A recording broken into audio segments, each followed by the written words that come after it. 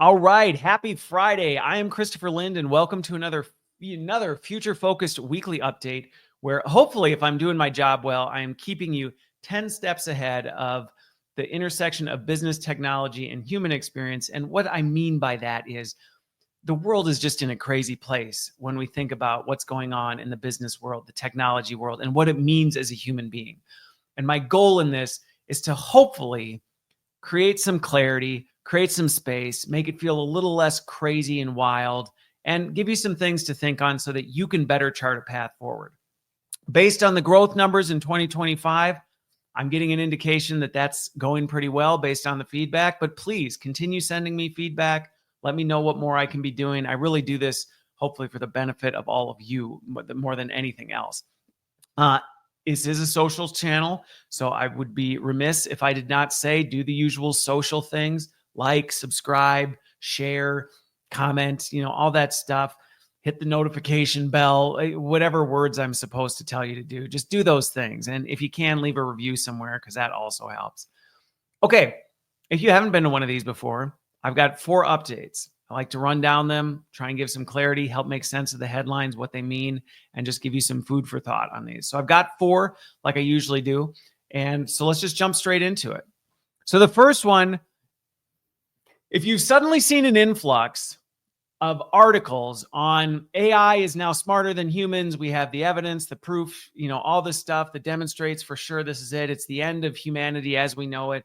There's a reason why you're suddenly seeing that flux, and it's because in the last week or so, OpenAI's GPT-4.5, their Omni model, beat the Turing Test.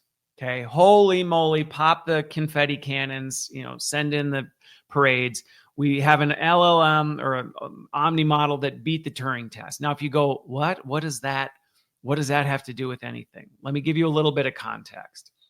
Back in 1950, so lest you think computers and, measuring artificial intelligence is a new thing. Back in 1950, a British mathematician and computer guy, Alan Turing, developed this test. He created a test that was designed to assess computer intelligence and compare it to human intelligence so that we could start to see, hey, how is it doing?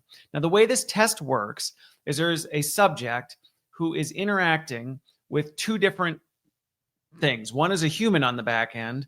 One is a computer on the back end. And it's a text-based interface.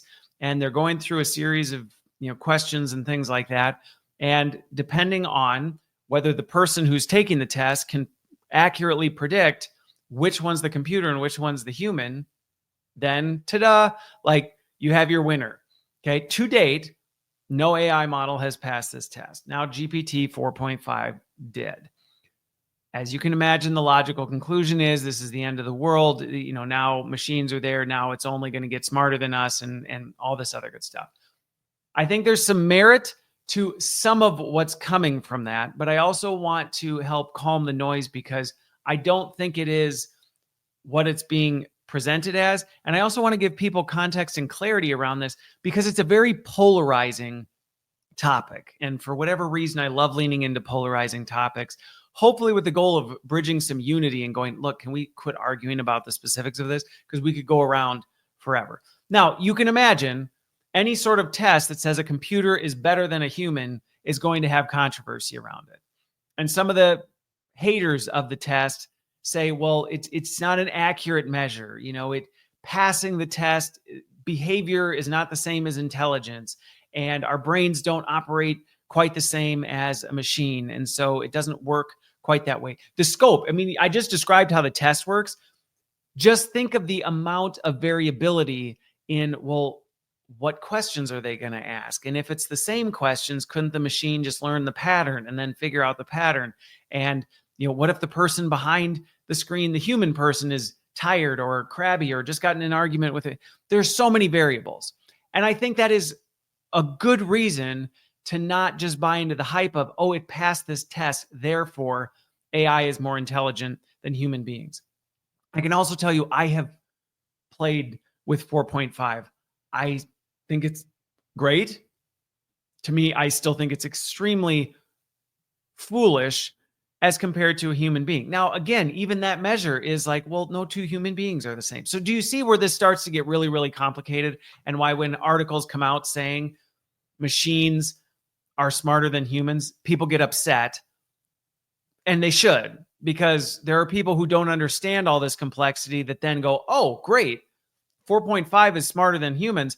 I don't need humans anymore. We'll just use machines for everything. And that's a really, really dangerous and unhealthy conclusion to draw. But you can see how things like this can lead people to it. So if you heard this news and you were one of the people who went, perfect, like, look at that, AI is smarter than a machine, so we're good, we can go all in on AI, please don't. Because it is still really, really easy to trip up GPT 4.5, and it'll be easy to trip up any of these things. Now, one thing that I want to describe about the test, and then I'll talk about how maybe we think about this in a wise way. One thing that was really interesting about it was the fact that there was this huge distinction, because they were experimenting around with this. And one of the things was, if they just gave it a generic prompt, okay, if they just gave the AI model just a generic prompt of like, you're going to engage in a Turing test. Your job is to convince the other person you are a human. Okay, just very general. It actually did really poorly. It didn't do very good at all compared to another thing. Where it did really, really well, okay, and I think this is a really important distinction, is that if they gave it detailed context and prompts and told it, you are to imagine you are this person. This is the kind of, you gave them a persona to play, a character to be. All of a sudden, the numbers skyrocketed. I think with 4.5, it went from like 36%. So it failed the test when they were just like, you're doing a Turing test. See, this is where you also got to dig beneath the headlines. It technically failed the test if you just said, you're going to do a Turing test, convince this person. Okay? Easy to fool. If you said you are to be this character and represent all these attributes of this character and convince the person you are that character, that's where it all of a sudden jumped above. It was like 73% of the time it won. So even that in and of itself shows us that it's not necessarily that AI is becoming hyper intelligent so much as it's becoming really, really, really good at understanding how to copy things, how to disguise itself as something in a way that is very, very convincing to human beings. Now, if you see where I'm going with this, you might see why I'm like, to me, that is actually almost more concerning than whether or not it actually has this independent capability to think on its own and do its own thing. Because if its ability to put on a mask and become something so well we can't distinguish the difference, I actually am almost more concerned about that.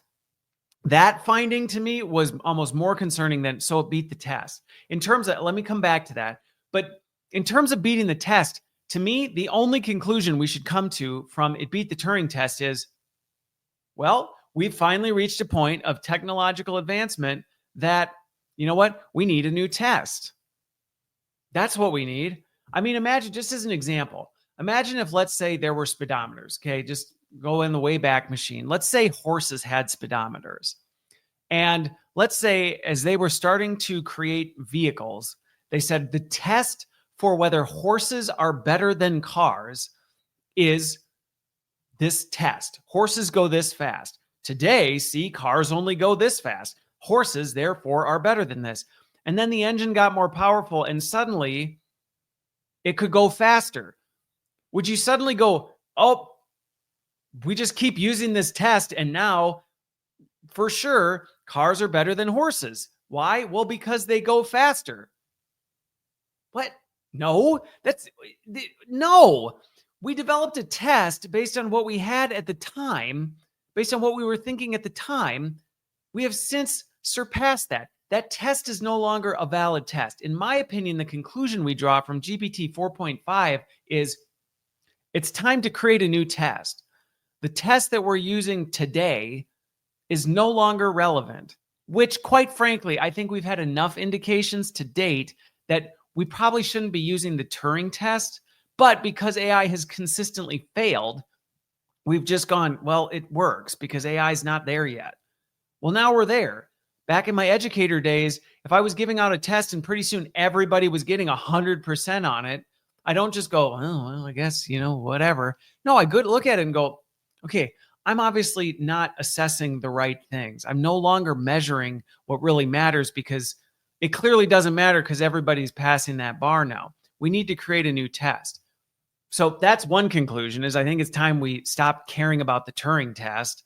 I mean, maybe we keep it around for a little bit because we only have one model that's beat it. And so, okay, it's a little bit of a benchmark we can use. But give it another couple months, the Turing test is going to be completely useless. I mean, like, who cares what it passes? Yeah, it passed the Turing test. So did my iPhones on iOS AI. It doesn't tell me anything anymore. So we need to create a new test. So there's that. But I think the other thing that we need to think about this is we need to rethink, like, stop. Can we please stop comparing AI to human beings? It's an apples to oranges. It's an apples to, like, I don't know, liquid nitrogen comparison. It's like these two things are not the same thing. Just because they can do similar things and perform similar tasks does not mean they're the same thing. And I think there's a bigger issue with us constantly comparing the two and trying to see it as the same, because rightfully so, people are seeing that AI passed this test and they're going off and making a bunch of not smart decisions, thinking that, hey, great, we don't need people anymore. AI is better than people. No, it's not. Just like my horses and cars thing, just because a car can go faster than a horse does not mean it's superior. It's like, it's the wrong measurement. Now, going back to the masking thing, though, I think we do need to be really careful. And this is my advice to everybody who watches and listens to this. This is concerning in that AI is now reaching a point where, prompted correctly, it will absolutely be able to be indistinguishable from another human being. Okay, now, does that mean you need to live in fear? No. For businesses, does it might mean, hey, maybe we can consider AI in certain areas where we weren't before? Yes, it does. Do we need to be that much more alert that AI is going to be good at fooling you? Do we need to change our standards for how we assess whether something's AI or not? Yes. There's a lot of things that we need to be aware of. And this to me has always been my concern about AI. It's not about the capability itself. It's about whether we believe the capability, whether we are convinced that it's capable of doing something. And so that's why I will continue banging the drum that AI is not better or smarter than a human being. That is just such a gross misunderstanding. Let's dig into what, for what purpose, when used in what context, for what, end game. Yeah, then we can start to measure and go, does it make sense? Does it not? But please don't get sucked into the hype. Don't think that this is the end. Don't do all that. Yes, raise your awareness. Yes, be more conscious of the fact that, hey, you might, be more fooled by AI than you were in the past, and it's only going to get more of a risk. But don't let this, send you into an existential crisis, and don't buy into the headlines that, like, this is the end of humans as we know it. Because 4.5 passed the Turing test, a test from 1950. When I guarantee if we brought Alan Turing today and said, hey, look what computers can do, he'd be like, this test was not designed to assess this kind of stuff. Like, I did not have this in mind. He probably would have said we reached AGI in, 1980 or something like that. I mean, it's just not even there. Okay, enough on that. But I want you to at least understand what the Turing test is, why it's so significant, why you might be seeing some of this hype in headlines, and then how to think about it differently, while also raising your awareness to some of the stuff that this does seriously bring up for folks. Okay, on this topic of advanced AI and where it's going, the next one was, this is probably more of a homework assignment for you, if you want. So Google DeepMind released this 147, I think it's like 145 pages. Granted, subtract off the abstracts and all this other stuff, it's like 137 of raw content. But it's a very detailed approach to technical, you can Google it, and it's technically called An Approach to Technical AGI Safety and Security. Okay, Google DeepMind put it out. It's on a Google Drive. You can download it. It's a PDF. If you really want to get into this, you can go into it. But what it is designed to do is lay out the framework and the criteria for how do we make AGI safe. Now, I think there's some real indicators behind what this is already saying. So just in the very nature of this, and you can see this in the assumptions of the thing, that AGI is not a hypothetical, we might get to this. Now, we could argue again on, well, what do we mean by AGI? What are the exact measures of AGI? And I could spend the next 8 hours going into that. That's not what I want to do. My point is there's a generally accepted industry that we're rapidly approaching AGI. Okay, we're passing Turing tests. We're now consistently fooling people. They can't distinguish between the two. We have multimodal capability. AGI, whatever we argue and decide about there, is something that is generally now accepted as something we will achieve. I think there's really nobody that argues we're going to get there. A lot of the predictions are landing on the by 2030, which Google tends to hold to this, that they think we will achieve whatever this AGI is. And so I actually appreciate the fact that Google said, let's not wait till we get to what we've decided is AGI to start thinking about this. Let's actually take some time and let's lay out a technical framework for how do we protect ourselves and society from AGI. Now, I've posted enough videos about Google. I know there's going to be people who watch this and I'm going to get hate from all sides. Okay. So I'm not necessarily looking to get into Google and what they are and their role and all this other stuff. I really want to focus on the fact that this is a good thing. We need to do this. We can't just sit and argue about whether AGI is here or not. We need to actually start putting pen to paper and going, okay, can we just acknowledge we're either there or we're going to be there in the next few years, regardless of what our definition of it is, rather than arguing about it. Can we just lay out some specifications for how do we make sure this doesn't destroy us? This doesn't kill us in the end. It doesn't just completely upend our entire economic, social structure. And so kudos to Google for doing that. And while I won't even pretend to say I've read every single page in here. I did go through the whole 140 some pages of it and scanned and put it in ChatGPT, asked a whole bunch of questions. I actually think it's a really solid outline for it. So could it be improved on? Sure. Could there be things that somebody could go in and go, well, you forgot about this. It didn't address this to my liking. Yeah, you're right. But hey, they have something, which is more than a lot of organizations do. So I like this, but there's a couple assumptions that I think are worth calling attention to because it's drawing a light to where the big companies are looking at basically going, this is inevitable. Okay. So some of the inevitabilities that come out in this. One is the big tech companies are still operating off the background assumption that there is no ceiling to this. There is no limitation. There's no human level capability that AI will not be able to surpass. Essentially, this assumption operates off the assumption that we just at this point firmly believe AI will absolutely be able to do absolutely everything a human will be able to do at some point. We're not going to reach a destination where we go, well, the machine just capped out. We can't do it anymore.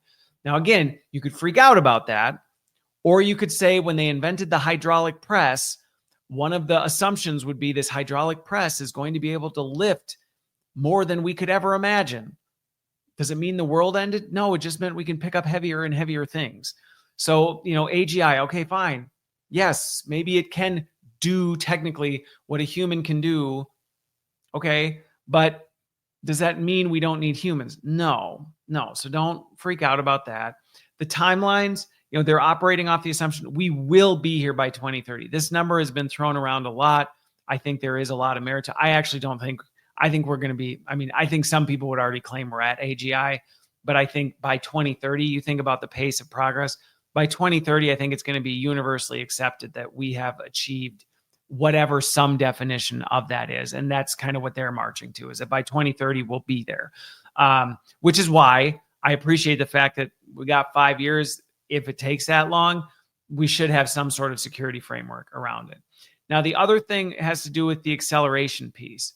If you followed me for long, at the end of last year, I said one of the big debates in the technical space is, are we going to kind of flatten out the curve of AI development, or are we going to continue to see this exponential upward arc?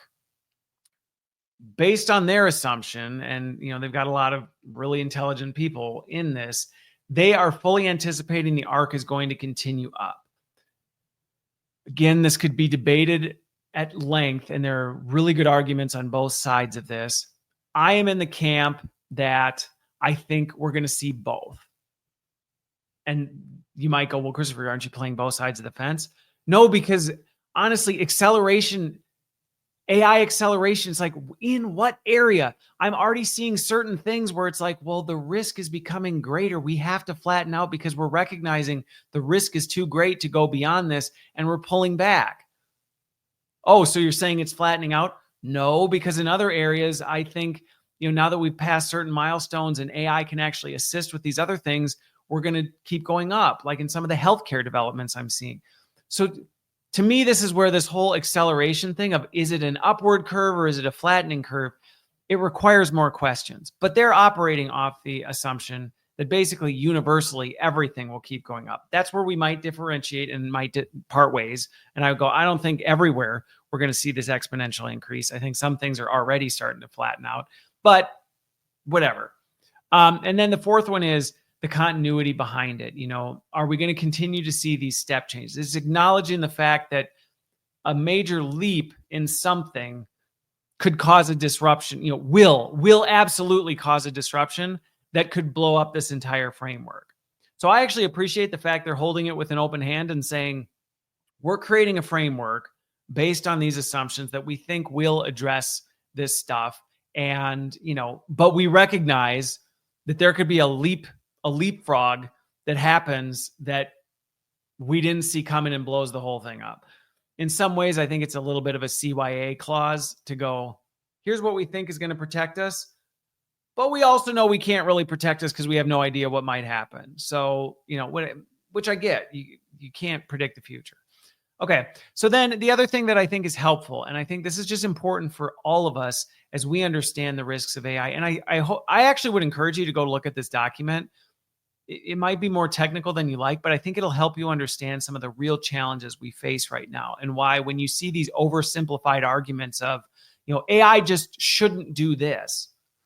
It's like, well, we can't really rein that in. There's not really a way to govern that per se. And so they broke down the risks into 4 key categories, which I think are really helpful, even for organizations. And I have a similar model when I work with companies on how do we determine where the greatest risks are. My terminology is different, but they're very similar. So one is like straight up misuse, like somebody intentionally, inherently is like, I want to do something nefarious, and I'm going to go out here and I'm going to ask it to do things. Those are some of the easiest ones to mitigate, but they're also hard because you have to try and predict what might someone do. Now, these misuse ones, all of these to me are arguments for why we need diverse groups of people talking about this. But this one in particular is a big one because you need as many different eyes on this as possible. Like, how might somebody use this? You need the oddball over here that everybody thinks is off the charts that goes, well, I would do this. And everybody goes, who would do? Oh, well, if he would, somebody else would, type of a thing. We need these groups of people to come through and think about, okay, somebody might ask AI to do this. The person is nefarious. I think this is a very, very serious risk that we have to mitigate. The second one is you have a really helpful person trying to do the right thing, but AI misunderstands or misinterprets what they ask. It goes back to some of the examples I've used before. Like, you tell it to create as many paper clips as humanly possible, and it builds a strategy that wipes out humanity because it's like, well, obviously to have as many paper clips as possible, we would need to get rid of everything but paper clips. That's an obviously exaggerated example. So last time I used it, I got blown up in comments of like, that's not a legitimate comparison. I'm not saying that's actually what would happen. I'm saying as an example That could be how something that you think is really good, AI misinterprets and does that. So that's another risk that we have to mitigate. So you start to see the complexity. First, we got to think of like, who are the bad actors? What might they ask it to do? Then who are the good actors that really are doing it, but because of the way they ask or the way they word it or their lack of understanding around how AI works, they ask it to do something, not understanding the implications of what they're asking, and AI goes and does something completely nefarious.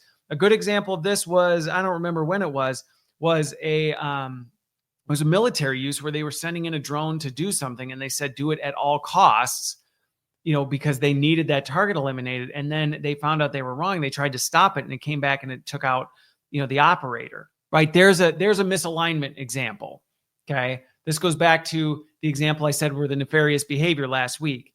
You tell it, do this. And I just think of like the movies where you go, like, I'm going to do this thing, and whatever I say, don't let me stop. Even if I tell you, give me the keys to these handcuffs because I'm handcuffing myself to this moving vehicle, don't give them to me. And then you're like dragging down the road. You're like, give me the keys. And they're like, you told me not to, even if this happened.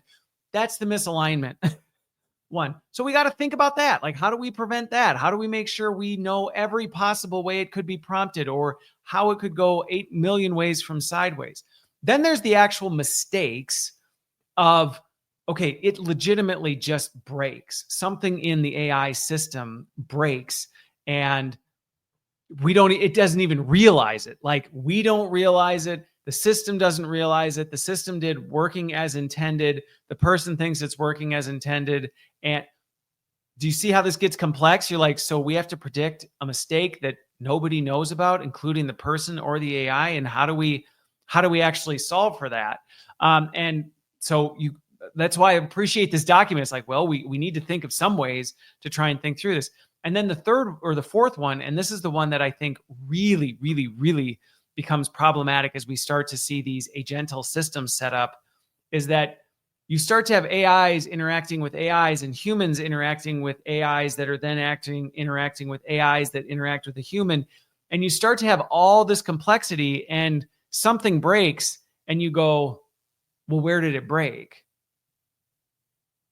I don't know, because I don't know. Did the fracture happen from this human operator?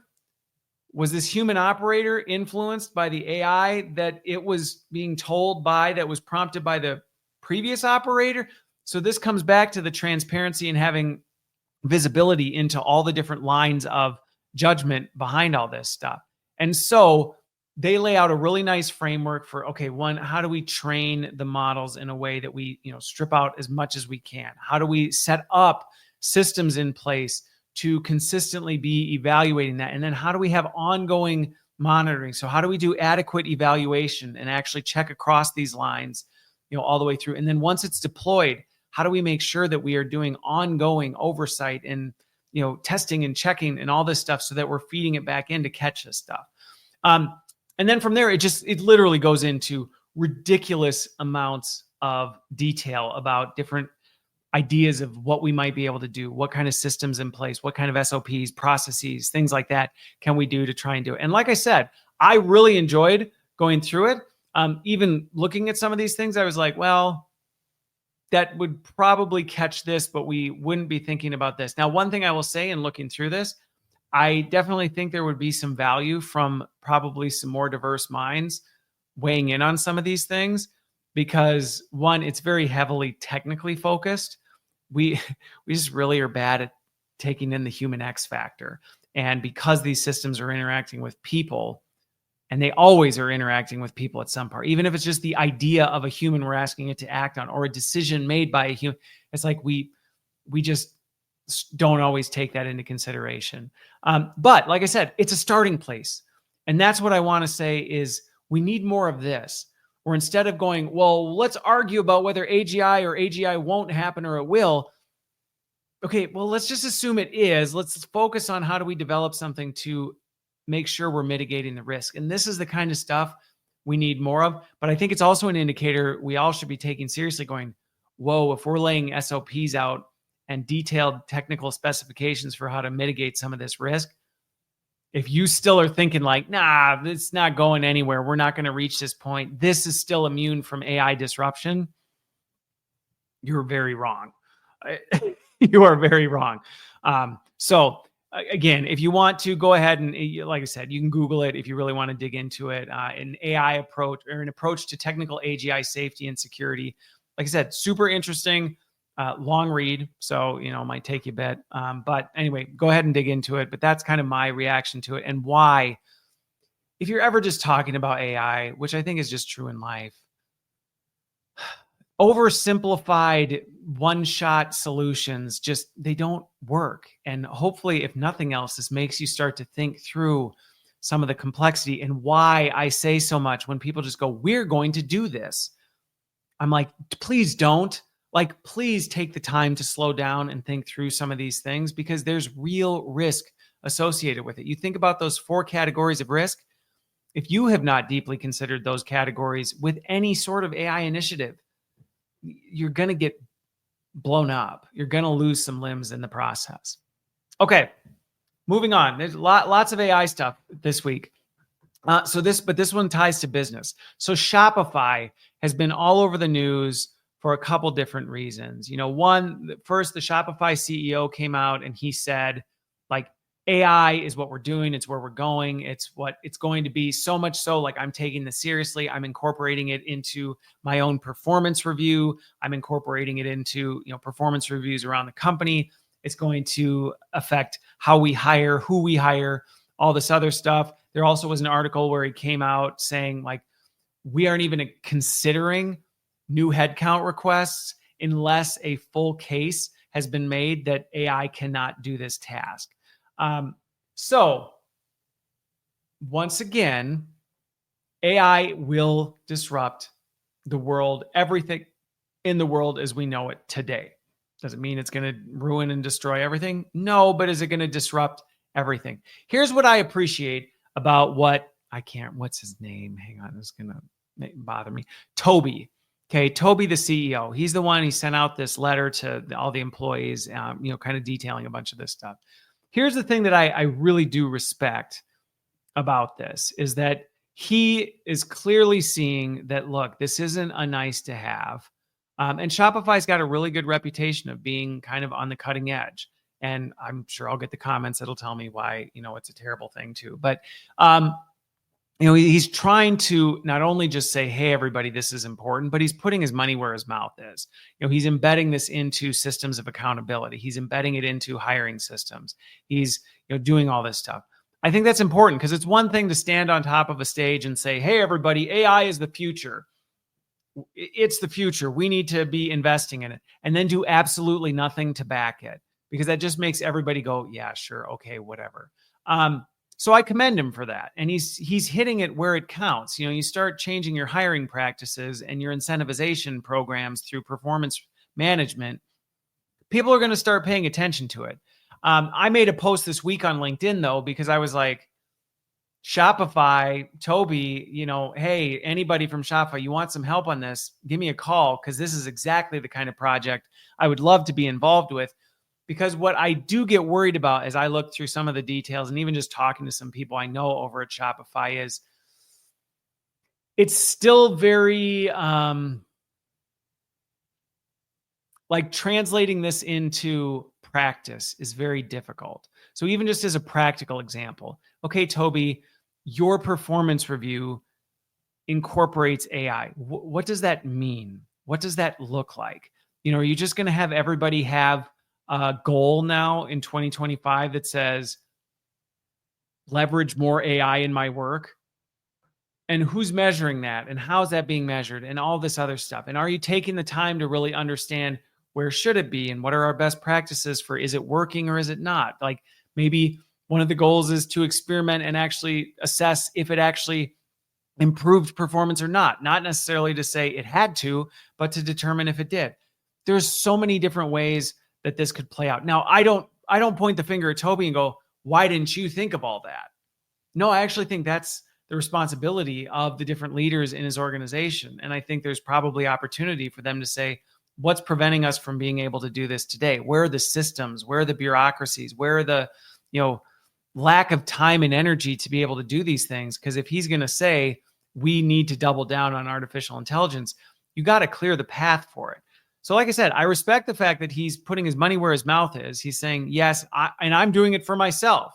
I'm not saying you all need to figure out AI. I'm saying we all, myself included.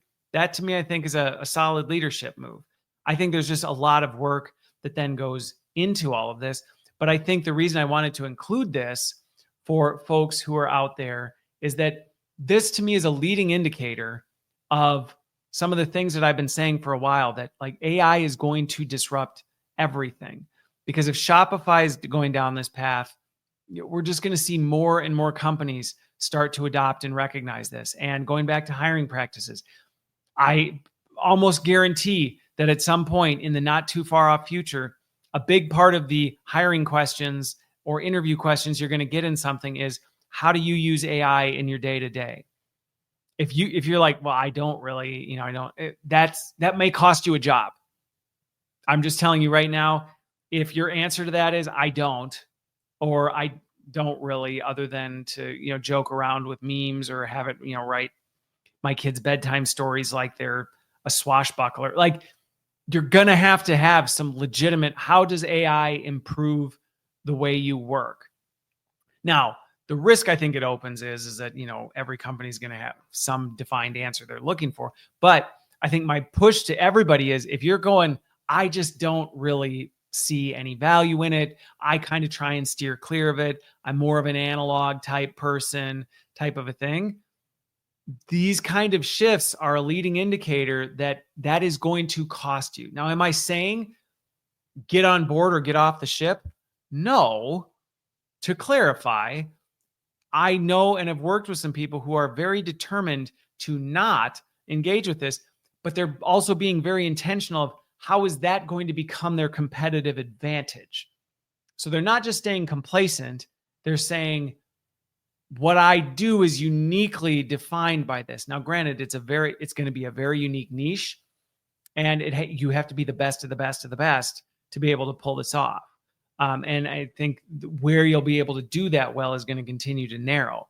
So for the vast majority of people, unless you're really ready to go take a much, much harder path, and I'm not saying it's a bad path, I'm just saying it's going to be a much, much harder path, then you need to start thinking about, okay, so where does AI affect what I do? How do I use it to optimize the way I operate and the way I do things? And if I'm not sure, or I haven't used it very much, or I still am not really comfortable for how does this help me do my job? How do I get better at that? I was catching up with somebody this week who we were talking about it, and they were sharing that they get it. And, maybe occasionally they'll poke around with it on their corporate intranet, but they don't really use it on a day-to-day basis. And then I just ended up talking to them about some of the things that they do on a day-to-day basis. And I said, well, why wouldn't you use AI for that? And they went, well, how would I use? And I was like this. And I described it, and the light bulb started going off. And we ended up spending some time working through. They're like, well, okay, so as an example, I'll just use this as an example. I'm preparing for this presentation on Friday. I know what's in my head, but why would I bother going to AI to have AI help me with this? I said, well, because we started walking through this. I'm like, well, what's the purpose of your presentation? Well, I'm working on that right now. Okay. Why not have AI help you form that? Why not have it help you create the copy that you put on? It's a PowerPoint presentation, right? This is not a, unique work of art that you're creating. It's something you got to do for a meeting on Friday. Let AI write the key points. Just tell it what you need it to say. And so he did. And then I said, and he's like, but that's not really how I would talk. I'm like, so tell it that. Say this sounds too corporate-y. Say it doesn't really say it. So he did. And he's like, oh, that's actually kind of almost exactly how I'd say it. Is it 80%? Take it. How much time did that just save you? Well, quite a bit. I've been working on this for the last few days.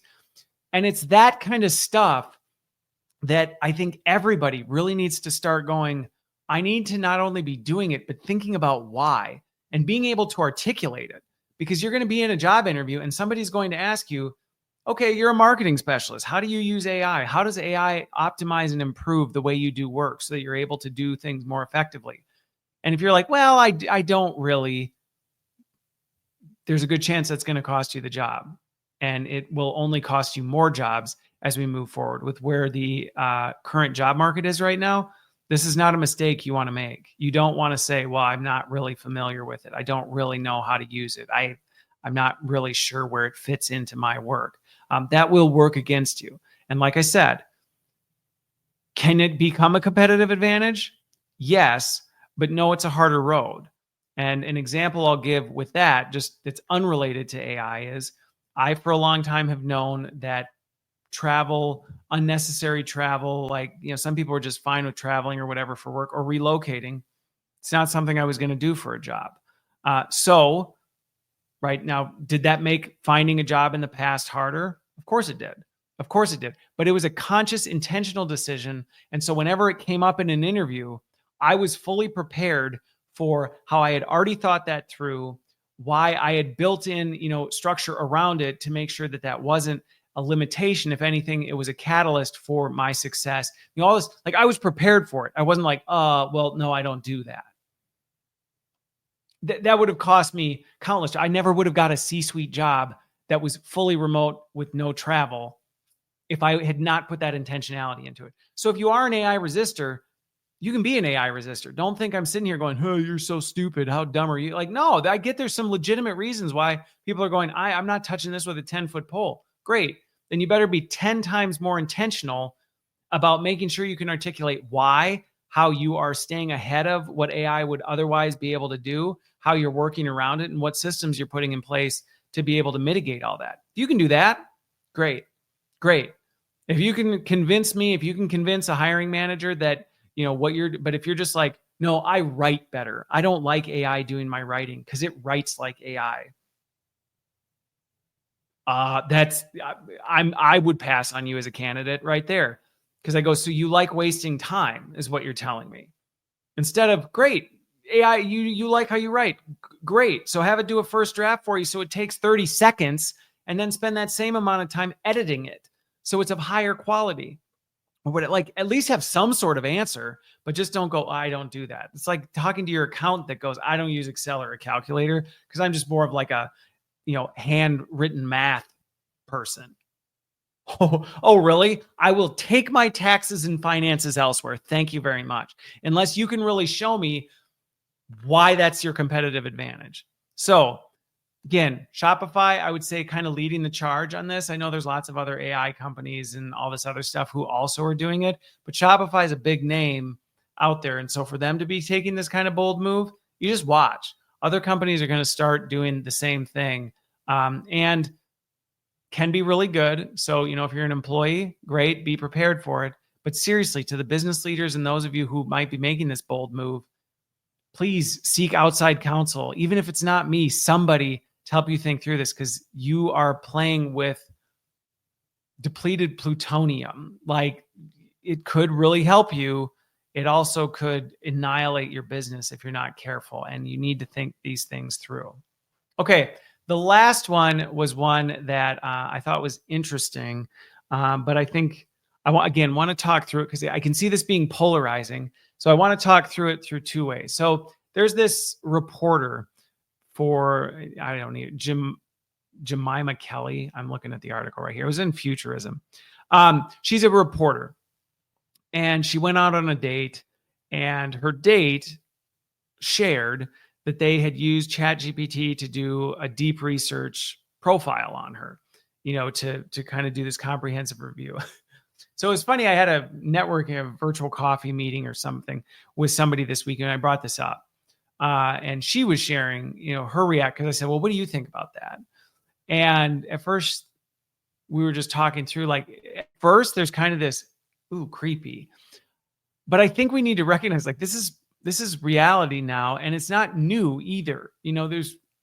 Come on, like, people have been researching, if you went on a blind date, I remember I dated my wife 16, 17 years ago or something like that. The internet was nowhere is where it is now, but you tried to find out details about them. You tried to find out who they were or what they, all this other, are they a real person? And, what can I maybe discover about them, and this and that. And so now ChatGPT and all these AI models are going to allow you to do that at a different level. And it's complicated, because I've had some conversations with people about it this week where I brought it up, and I've seen just kind of the polar arguments. Some people are like, that's terrible. And I'm like, that's terrible. So trying to learn more about a person that you're going to go on a date with is terrible? Well, no, but using AI is. Well, I mean, if you were Googling them before or looking them up on social media, you were using AI. Well, right. So it starts to, but then I see other people that are like, yeah, that's totally fine. And I'm like, that's totally fine. Doing like an FBI surveillance deep research report on somebody, you don't see any risks associated with that. And then it's like, well, I mean, I guess it depends on what they're doing with it and how it's represented. And it's like, yes, exactly. Which is why we need to wade into these waters and be prepared for this, because what this individual who was interviewed for this article said was, at first she thought it was a little bit endearing, a little odd that he brought it up, but kind of this like, oh, I mean, whatever. Like, they wanted to find out more about me and kind of get to know who I am and maybe see what this is. But then as this individual was like going on about what they learned and what they discovered, all of a sudden it kind of became more of like ooh, why are you telling me all this? Like, I'm actually now a little bit creeped out that you did some of this. So I think, some of the lessons as I think about this is, the first one is, what are you doing it for? I think that's one of the biggest things we need to think about with this kind of stuff. So I'm completely like, I'm married. So the whole dating thing, that isn't what made me think about this at all. But I was just thinking about the ethical implications of this stuff. Was the whole like, okay, so as my kids now, my oldest is in his teens, and, he's going to be dating and doing this before I know it. And I brought it up with him and we were talking through this. He's like, so what do you think, Dad? Like, is it okay to use AI to research somebody? And my first question back was like, well, what is the goal though? I would start with that. Like, what are you trying to do? Are you trying to do it because you want to profile this person so that you can manipulate them, that you can, make the date go well? You can kind of hide who you are and, maybe toy on and play to something. Well, if that's what you're doing, then yeah, but I wouldn't say that's an AI problem. I'd say you probably need to take a look in the mirror and go, what is wrong with me that I'm seeing another human being as a conquest or something? Like, well, that in and of itself, you're starting off a faulty foundation. So as I've said all throughout everything I've ever said, AI is a catalyst to whatever you're doing.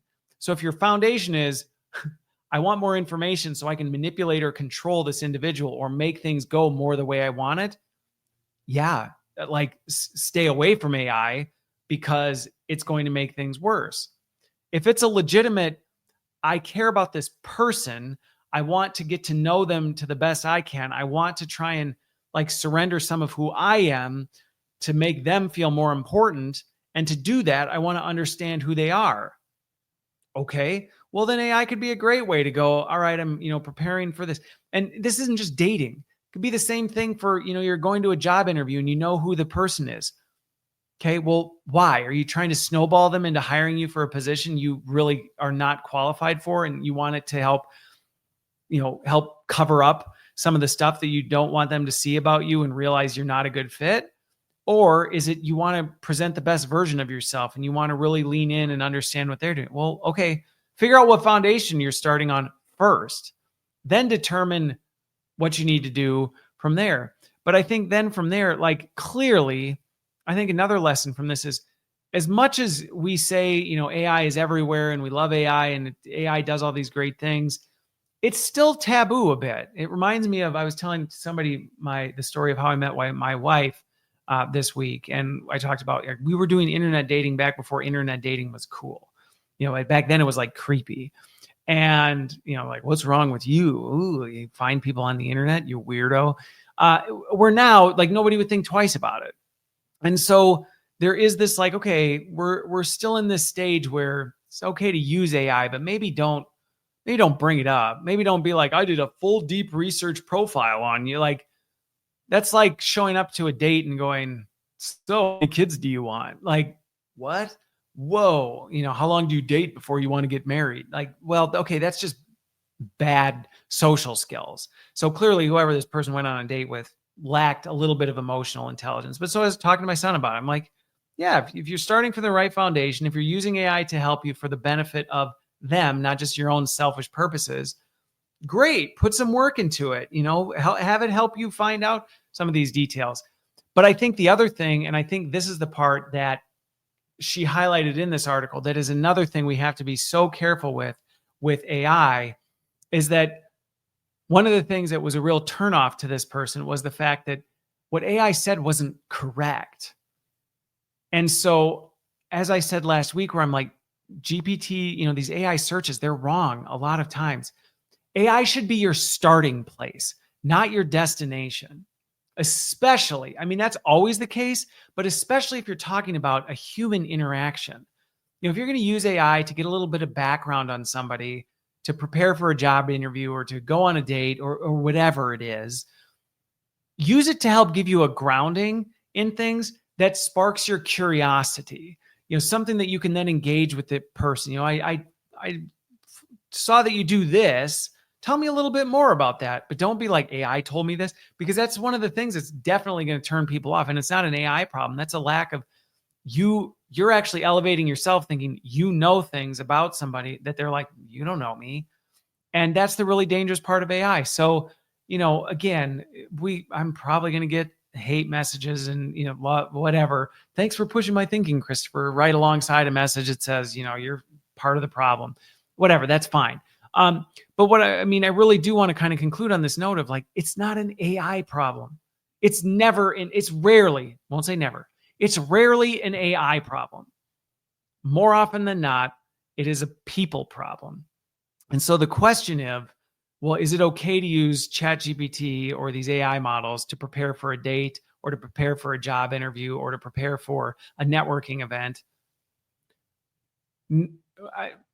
Maybe. I'd have to know the person. I'd have to know what they were doing. And that's the hard work we have to do, is we have to be able to look in the mirror and go, what am I really trying to do here? And answer honestly and objectively, not the best version of what we think, but be serious. If you're going to a job interview, like I said, to lie and manipulate and, trick somebody into thinking you're capable of something you're not, well, that's not a good use of AI. If you're doing it to really sincerely understand, to use it as a position of, clarification. I can tell you right now, just transitioning this to job interviews, if you did deep research on a company and then you march in with your AI report and start proclaiming like you're a research analyst that understands everything there is to know about this company, and now you're bragging about why you're the best hire on the planet, you're not getting that job. And it's not because AI's deep research report was wrong. It's because you used it completely ineffectively. So, but yeah, I'd actually be curious people's thoughts, because I've talked to guys and girls about it this week and just kind of got their pulse research. And again, it was all over the board. People either were totally weirded out by it, people totally thought it was normal, and then you had people all the way in between kind of going, well, I don't know, like what questions did he ask? All this other stuff. So curious your thoughts on that. All right. Well, with that, I hope you have a great weekend. I hope this was helpful. I hope it challenges you to think more. And I hope it gives you some peace that, look, the machines are here. Yes, they're not going anywhere. Yes, they're going to continue to advance far beyond anything we can imagine today. But none of this is new under the sun. People were going through the same thing when the steam engine came out and when the, printing press came out and when the wheel came out. We just continue to adapt and evolve and grow, and it's scary and it's uncomfortable. But if we do it right, it's going to be awesome. So hopefully this at least gives you a little bit of peace of mind. But with that, we will see you on the other side.